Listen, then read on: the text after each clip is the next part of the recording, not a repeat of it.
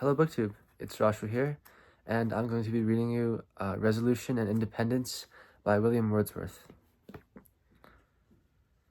There was a roaring in the wind all night. The rain came heavily and fell in floods. But now the sun is rising calm and bright. The birds are singing in the distant woods. Over his own sweet voice the stock-dove broods. The jay makes answer as the magpie chatters, and all the air is filled with pleasant noise of waters.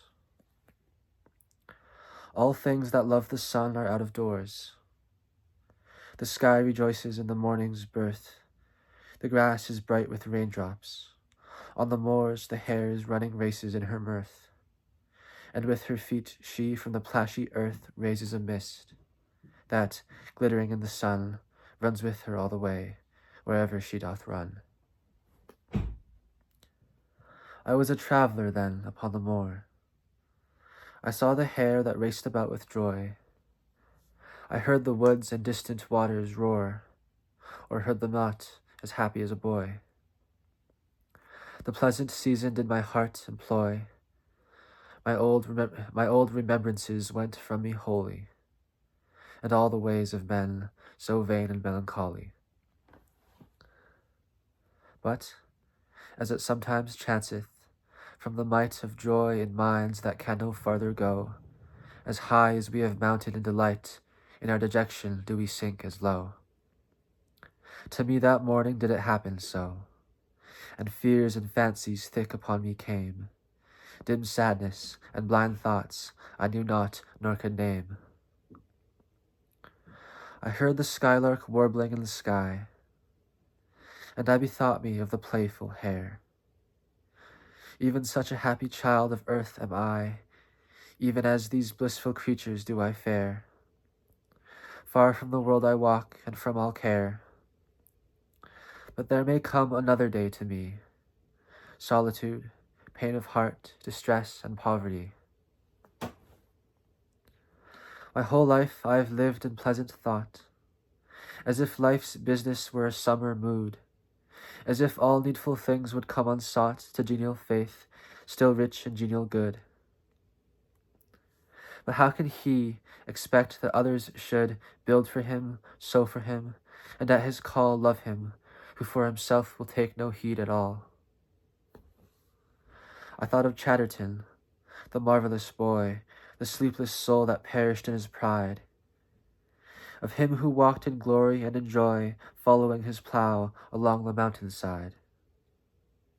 By our own spirits are we deified. We poets in our youth begin in gladness, but there have come in the end despondency and madness. Now, whether it were by peculiar grace, a leading from above, a something given, yet it befell that, in this lonely place, when I with these untoward thoughts had striven, beside a pool bare to the eye of heaven, I saw a man before me unawares. The oldest man he seemed that ever wore grey hairs. As a huge stone is sometimes seen to lie, couched on the bald top of an eminence, wonder to all who do the same espy, by what means it could thither come and whence, so that it seems a thing endued with sense, like a sea beast crawled forth, that on a shelf of rock or sand reposeth, there to sun itself. Such seemed this man, not all alive nor dead, nor all asleep, in his extreme old age. His body was bent double, feet and head coming together in life's pilgrimage, as if some dire constraint of pain or rage of sickness felt by him in times long past, a more than human weight upon his frame had cast. Himself he propped, limbs, body, and pale face, upon a long grey staff of shaven wood, and, still as I drew near with gentle pace, upon the margin of that moorish flood, motionless as a cloud the old man stood, that heareth not the loud winds when they call, and moveth altogether, if it move at all. At length, himself unsettling, he the pond stirred with his staff, and fixedly did look upon the muddy water, which he conned, as if he had been reading in a book. And now a stranger's privilege I took, and, drawing to his side, to him did say, "This morning gives us promise of a glorious day." A gentle answer did the old man make, in courteous speech which forth he slowly drew, and him the farther words I thus bespake: "What occupation do you there pursue? This is a lonesome place for one like you."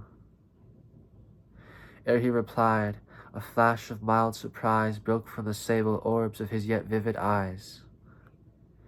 His words came feebly, from a feeble chest, but each in solemn order followed each, with something of a lofty utterance dressed, choice word and measured phrase, above the reach of ordinary men, a stately speech, such as grave livers do in Scotland use, religious men, who give to God and man their dues. He told that to these waters he had come to gather leeches, being old and poor, employment hazardous and wearisome, and he had many hardships to endure. From pond to pond he roamed, from moor to moor, housing, with God's good help, by choice or chance, and in this way he gained an honest maintenance.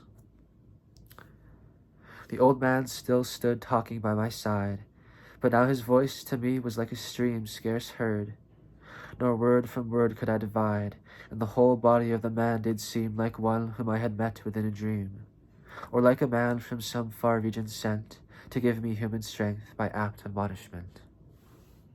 My former thoughts returned, the fear that kills, and hope that is unwilling to be fed, cold, pain, and labor, and all fleshly ills, and mighty poets in their misery dead.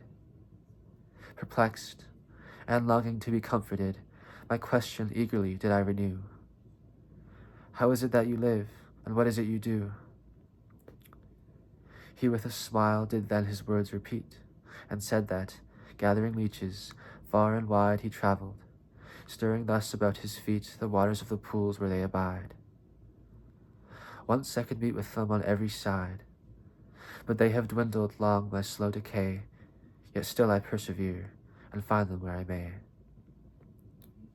While he was talking thus, the lonely place, the old man's shape and speech, all troubled me. In my mind's eye I seemed to see him pace about the weary moors continually, wandering about alone and silently.